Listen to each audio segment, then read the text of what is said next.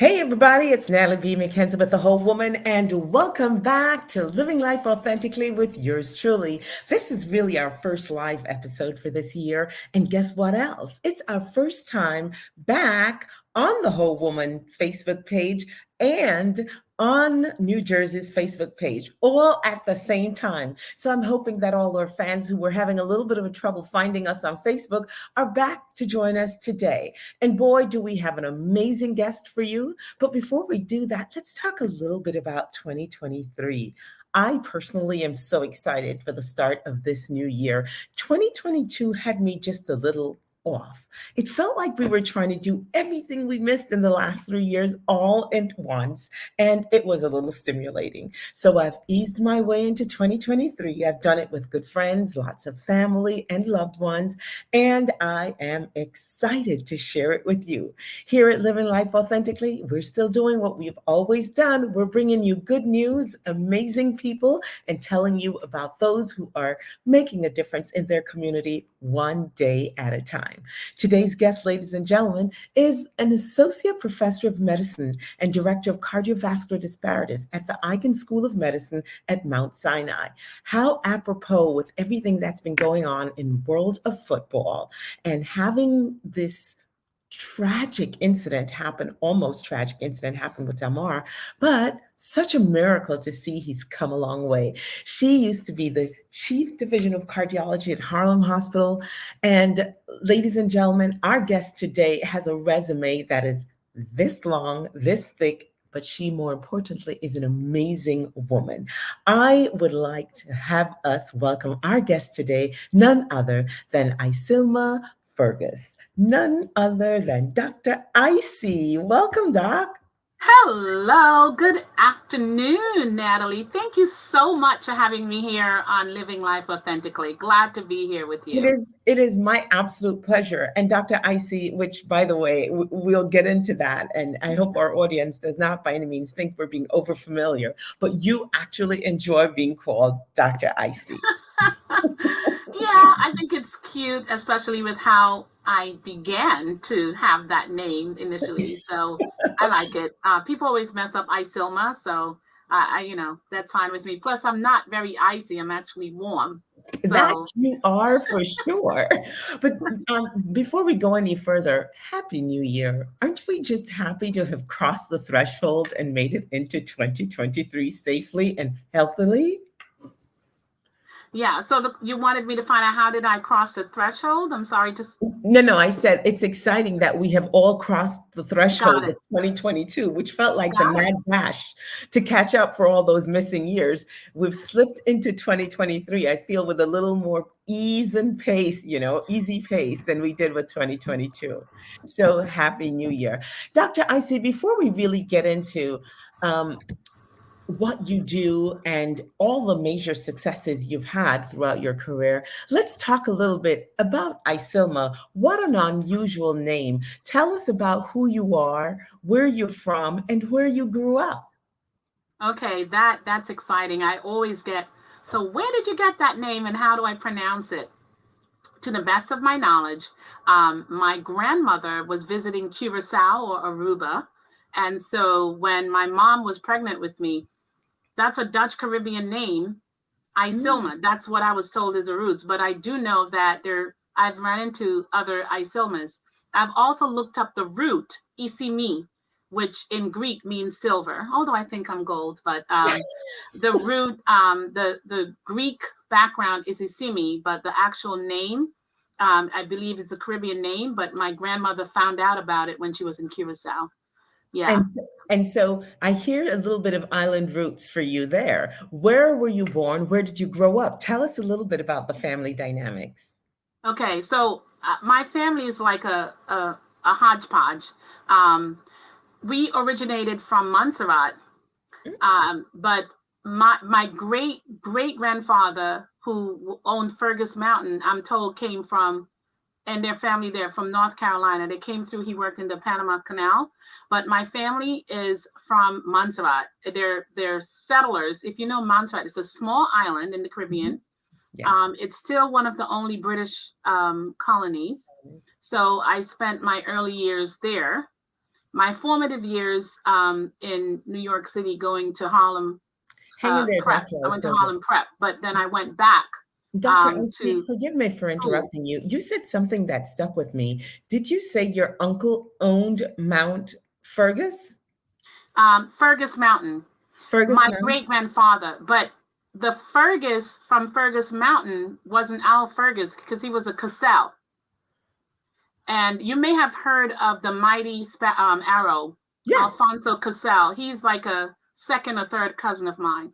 So I my see. great great grandfather, Mr. John Cassell, or Castle as they say there, he owned a plantation in Montserrat called Fergus Mountain. Mm. But his family, part of the family, from what I'm told, came from the South. So, So I don't know that. We do have some cousins still living there who can tell the story. Cousin Charlotte, if you're listening, you gave me all of that background. But it so, was great spending time in my early formative years in Montserrat. It was a British education, mhm. but I finished my high school education at Harlem Prep in Harlem and graduated from there at age 16.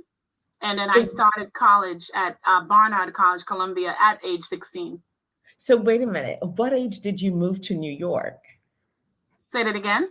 At what age did you move to New York? Well, I started traveling since I was 2 years old, but I went to Montserrat Secondary School from age 10 to 14, then started back to, in their system, you're actually done with school Mhm. when you do things called O levels and A levels. So I Yes. had started to take some of those, but my mom left when she was 19 years old, and she just wanted me to finish my education in the United States. I started back to high school and graduated at 16 because I had already. By the time I was doing high school work, I had done a lot of that already. So I found it to be actually quite easy. And So so because of that, I quote unquote still graduated early and started college at 16. tell me a little bit about your life on the islands, growing up. What was the exposure like, and what were the family dynamics? So that was very, very early life, but what I remember is grandparents. My grandparents, the Ferguses, they owned the post office. Mhm. So I remember they used to have a day where everybody came there for their mail. I can't remember if it was a couple times a week. I think so. But I remember sorting mail. But I also remember there were a lot of animals, and they would have like big parties and everything. And there would be, yeah, this is how I started becoming a doctor. They would be cleaning fish or some other thing. And I was always very, very curious about how the inside of things work. You know, what does it look like? And I remember my uncle telling me, you're a very morbid, he used the word morbid, Oh a very dear. morbid child, because you want to see all this stuff when other kids are like running around. But I think I was always a curious child about how live things work Uh-huh. and things like that. So um, that's kind of what I mean. Those stand out the most in my mind. Is weirdly or not, the feasts where they're killing the animals, and I wanted to see what was inside. Mhm. Um, and just the gathering of the community. I always liked that whole community of people coming together at the post office to get their mail. So I always sort of wanted to be part of a community. Yeah. That's pretty interesting. So Yeah. your exposure to the animals at an early age really piqued your curiosity around that. So you moved to New York at a young age. You repeat your high school classes. You graduate at 16 and start Barnard College at 16 years old. Tell us a little bit about what you were studying and what you were interested in. Yeah. So I was interested in just the psychology of people initially. My major was biopsych. Mhm. I was doing work study at Columbia's main Black building. But while I was in college, unfortunately, my aunt had a problem with her heart. She was waiting for a pacemaker. She was Mm. on the island of Montserrat at that time, and the advanced medical care there was not like really great. I Mhm. remember she was waiting to go to Barbados, I think, for a pacemaker. But while she waited, she passed away. So that was maybe one of the first directives that I said to myself, I definitely want to make sure that I'm involved with disparities and helping people to get the care that they need, but Right. also focusing on women. Um, that happened while I was in college. And then shortly after college, before going on to medical school, I was trying to figure out, should I do a PhD? So I worked at Columbia Black Building and, just doing work study. But right next to where I was working, they were causing heart attacks on dogs. They were trying to figure out, like, how does a dog's heart work so they could learn about what to do for people. But between Oh, my love of animals and wanting to focus on the heart, I said to myself, this is another sign where I need to focus on the heart and cardiology. Yeah. so you, wow. So you really immersed into this. So your Yeah. time at Barnard, you're studying under your undergrad is you're a pre-med student. Let's just get direct to it. And where do you go after Barnard? Where do you actually go for medical school? Columbia? Okay. So that's a great question. Uh, I was going to be going to Dartmouth, but let me just tell you, this education is so expensive. Barnard was quite expensive for my family members. So to go to another Ivy League school would have been prohibitive Mm, for them. So I went to SUNY downstate, and that was the best thing that could have happened. I got trained both in the private sector at downstate, but also the city hospital, which is Kings County. Kings County. And let me tell you, if you train at Kings County, you can be anywhere in the world and not be shell shocked. By the time I went to medical school, I was still a little bit squeamish, Natalie, about blood. Believe it or not, I was still squeamish. You But like in the Kings inside, County, I was the squeamish. I was like, I was managing, I was doing all of my sciences and all of that, but I was squeamish about blood. So listen, my first case that I saw at Kings County was so dramatic that if I said to myself, this is crossroads. I'm either going backwards and I'm going to do something else, because I do like, interior design. But I basically saw a guy, his face was off. He was riding across the Brooklyn Bridge and on a bike, and he collided with a car. And so his face on the grating, Natalie, who was assigned to clean that face? Me, so oh that the boy. plastic surgeon could fix it. And when I saw that, I'm like, yeah, this is truly a test. I had to pray for a little bit, make the sign of the cross. Like, what am I going to do? Because it's either I'm going to pull up my pants and face it, or I'm going to be doing a completely different career. That was my introduction. And after that, I wasn't afraid of blood anymore. I did it. I said, I'm going to just do it. I spent a lot of time. I'm just going to do it. Baptism by fire, and you got right through it. And so you're down you're at downstate SUNY, and you're getting through it. You cleaned the blood, you dealt with it. Tell me a little bit about your medical career and give me time and context, because most times when we talk with women going through medical school, especially of a certain age, and especially women of color, no matter how good you are, you're still having to prove that you're Mm-hmm. better than most. Oh, that's absolutely correct. In fact, in medical school, I was like one of the only girls one time rounding with a whole team of guys. And not for anything, I was also Black, so I was a double minority, a female, and I was also Black.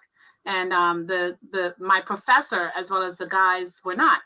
And there was this one question that he asked. I happen to know the answer, and I don't know if he meant anything by it, but he said to them, "Guys, come on! How does she know that answer and you don't?" Right? So I was like, Mm. hmm. But going forward after that, it was like a competition almost. Like they were trying to best me, and I've always learned from my parents, you always aim for the highest. So I was holding my own. Keeping a But step ahead of Natalie, them. I met my mentor around that time as well. Who was your and, mentor and through medical school? I met my mentor, and he was basically the person that finally nailed down that I was going to be a cardiologist. And my mentor is Dr. Luther Clark, who was over the part of the fellowship program at SUNY Downstate. Mm-hmm. And I went and had a talk with him, because he was just so poised and brilliant and well-spoken. And, when after I spoke with him, I'm like, this is it. I want to be a cardiologist. Awesome. So then from there, I went on to my training. I went to Einstein. Mm-hmm. I did my training there. I was a chief resident there. I started doing research already there at that time, focusing on heart failure. Started writing some of my first papers. But then I went to the Upper East Side from there, Cornell University, to do my fellowship. And that's where I really started getting involved with Disparities, community outreach. I got involved with the Association of Black Cardiologists and the American Heart Association. Dr. Icey, that's a full plate. That's a very busy schedule and a very full plate. Where along this path did you become Dr. Icey? A great question. I think that, first of all, giving back and reaching out to communities fulfills me. And I that was a passion of mine. But, I evolved over time then. I evolved because the field of cardiology at that time, and I do remember my grandmother telling me, you may not be able to get married or, and other people were telling me that you can't have it all.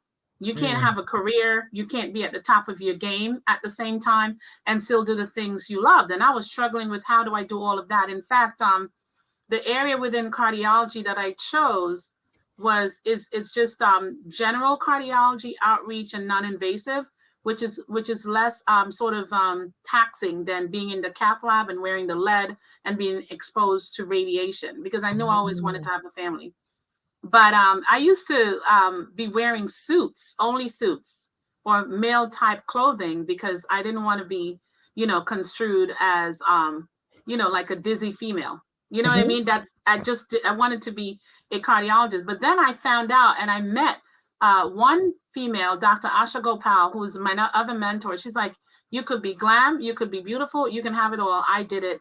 Don't feel bad when your kids are young. Just do your thing and they'll grow up. So Natalie, I've always and this is an important lesson. You meet mentors or people along the way who help to guide you and help you to move on. But I think after meeting her, I went and got a whole new wardrobe.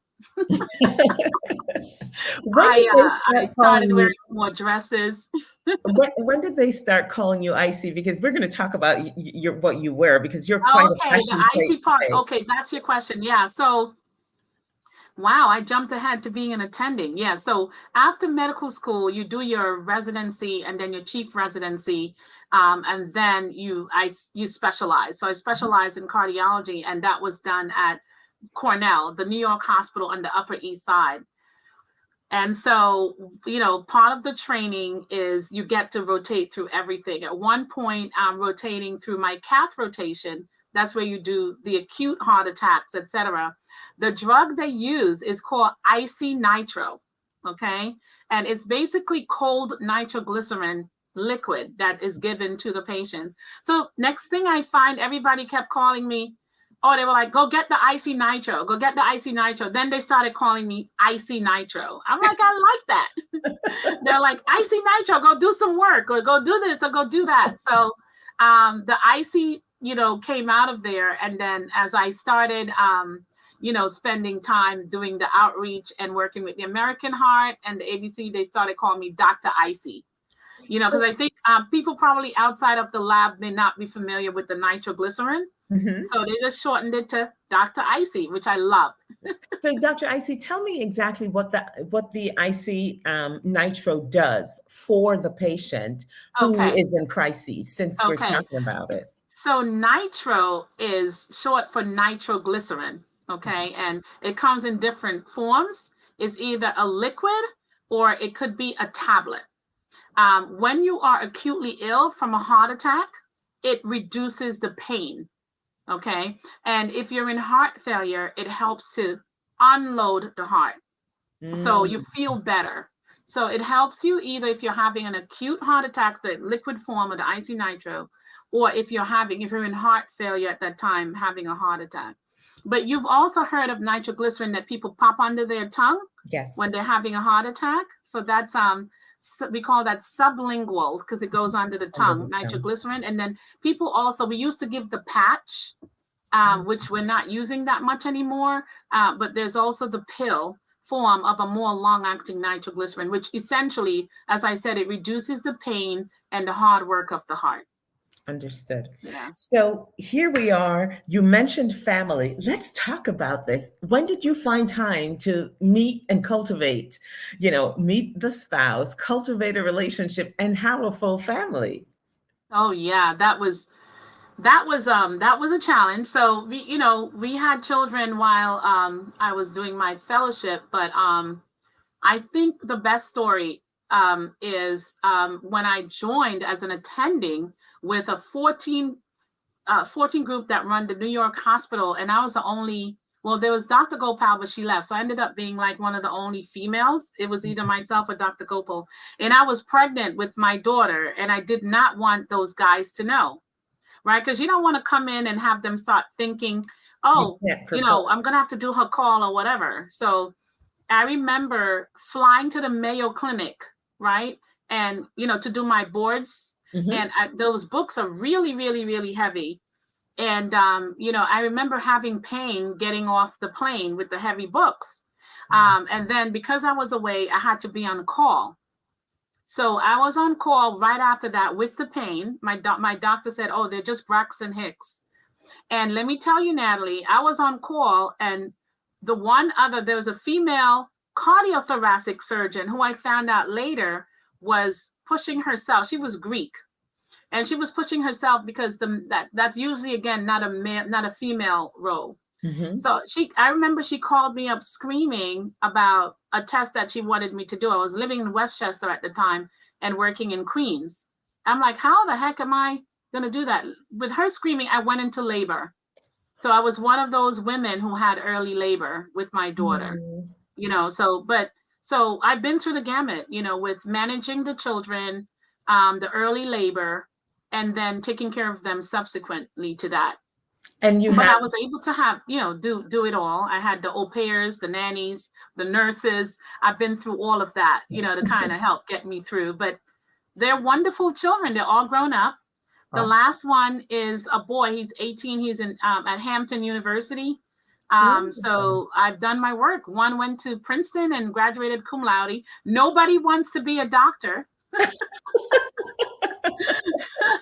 Oh, yeah, no one wants to be a doctor. Yeah. Wonderful. So, Dr. Icy, I want to fast forward a little bit to today, where you're over at Mount Sinai. And for those of us who pay attention, we happen to know that Mount Sinai's cardiac center and their Disparities unit for the unit for cardiovascular disparities is probably one of the best in the countries. And you guys are at the forefront of some great research and have an excellent team over there, which congratulations you lead. Talk a little bit about what's happening today in some of the diseases, the cardiac diseases that they are finally making some headway with, one of which I like to understand more about, and I'm always talking about, is amyloidosis, senile amyloidosis. And let's talk a little bit about that and what you find is happening there. Okay, that's excellent. But let me just first say that my role at Mount Sinai, I think, was catapulted by me being chief of cardiology at Harlem Hospital.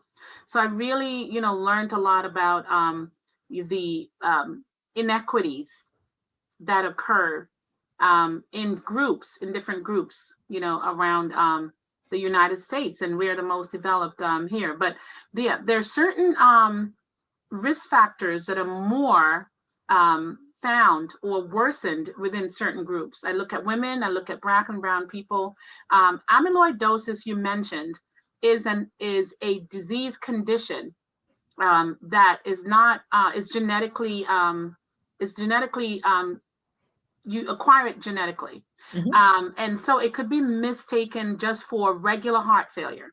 So the typical risk factors for regular heart failure are hypertension, right? Diabetes, obesity, and ischemia, which typically Black and brown people display. And it's easy to treat. There's a cocktail that you treat with systolic heart failure and diastolic heart failure. Amyloid heart disease typically falls initially within what we call a diastolic or preserved ejection fraction. That means your heart function looks normal. And it takes a very long time to be diagnosed because a lot of people don't understand it.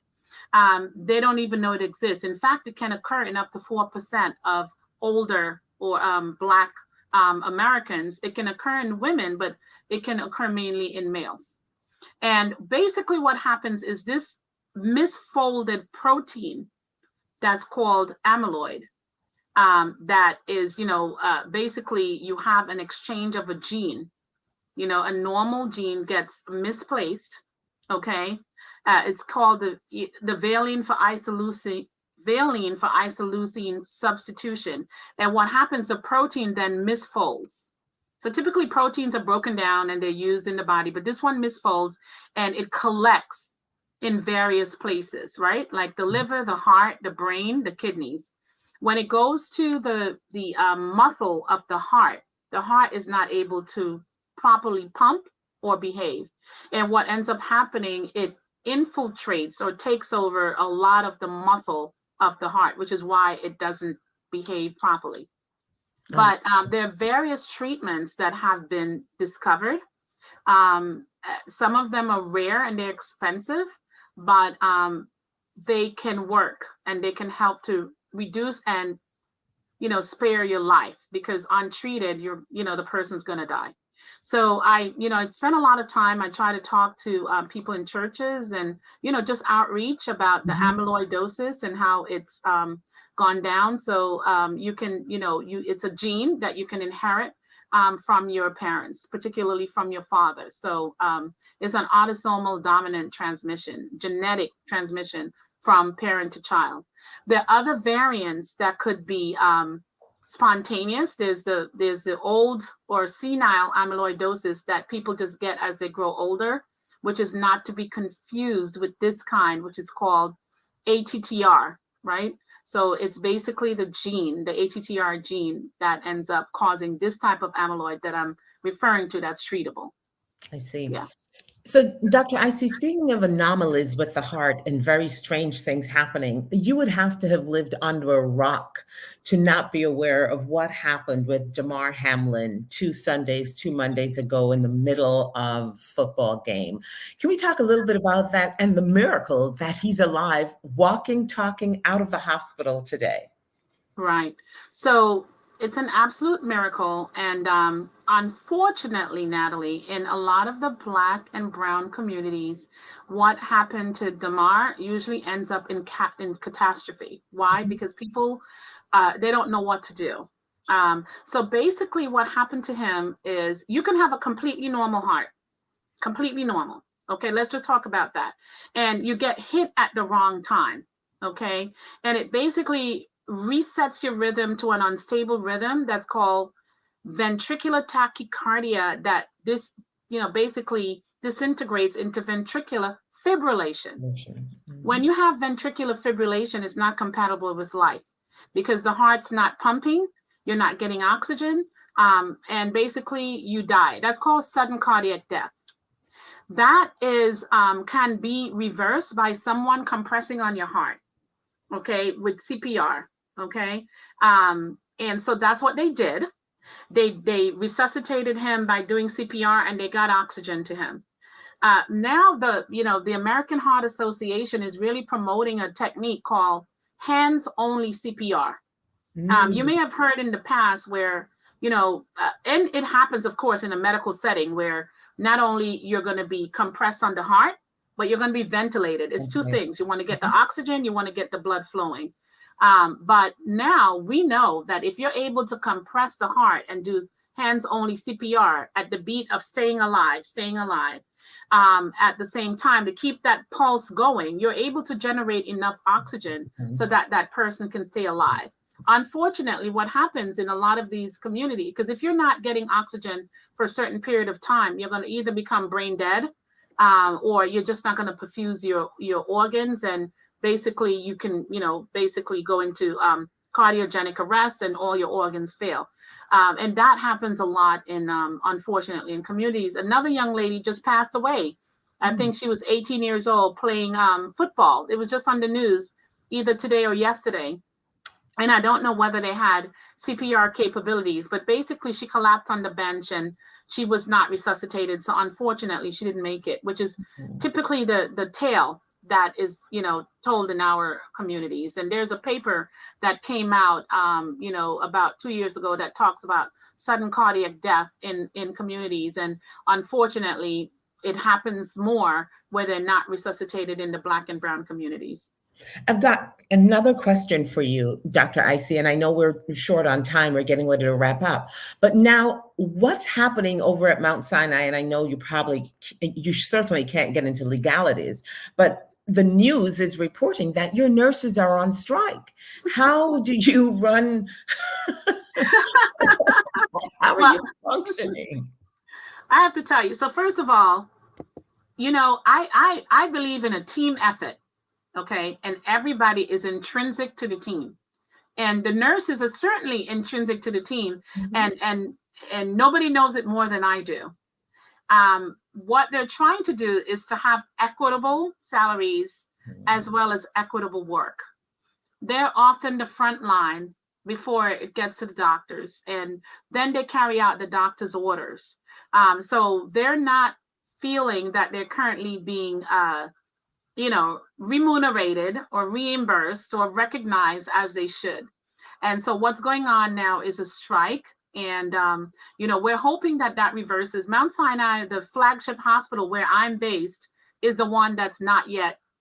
They're still having the strike, but our sister hospitals, Mount Sinai Morningside and Mount Sinai West, they have already come to terms with the nurses. So I do hope that works. But today I had to see 14 patients on my own with my medical assistant. So normally my nurse practitioners would have been part of it, seeing the patients, and we're working doubly and triply overtime to ensure that the patients are getting the care that they need to get, but at the same time paying attention to our nurses so that they get what they also need.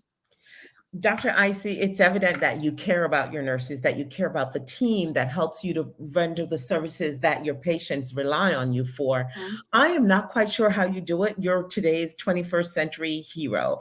You are also a member of Links Incorporated. You are my soror. You are a member of Alpha Kappa Alpha Sorority Incorporated. You are also over there at American Black Cardiologists, ABC, and you're formerly the head of Jack and Jill Foundation. How do you do all that? And I know you're integrally involved with Black Health Matters. Oh, yeah. Well, the one thing you do is you compartmentalize, right? So I have little buckets where I do things. At the end of the day, also, you have your circle, you have a good circle, and you're right. I'm so blessed to be a part of the sorority, aka the Links, my sisterhood. Jack and Jill I saw as a village. So compartmentalizing, but each I'm helping and they're helping me too. I can tell you that my Jack and Jill chapter, they helped to raise my children, and they were part of that village for my kids. I have my sisterhood with the sorority and with the Links, and then the American Heart, Black Health Matters, and ABC. They're like my professional buckets, so I compartmentalize to be able to get these things done. It really takes a lot, but it's doable, and you can do it. You can do it.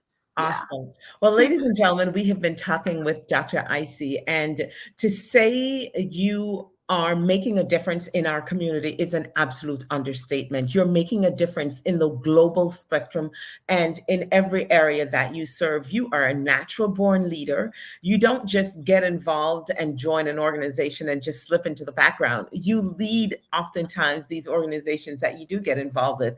And so I don't know how you do it, but I want to say thank you for all of us you serve, and thank you for those of us you represent. We wish you a blessed 2023. I hope they get this matter resolved with the nurses, because I know you need your team to execute the quality service that you're known for giving. Thank you so much for joining us. Thank you for having me. All right, take care. Absolute pleasure. Yes. Bye now. Have a Okay. good one. Bye So, bye. ladies and gentlemen, we've had the pleasure of talking with Dr. Icilma Fergus, and affectionately known as Dr. Icy. You can find her at healthyheartseries.org. She's also on social media. As I mentioned, she's actively engaged with Black Health Matters. She's always a part of their Heart Health Summits and their summits in general. So we want to wish you the absolute best. And here at The Whole Woman, we're just delighted that we are back on the Whole Woman page, as well as still available on New Jersey's page and onnj.com.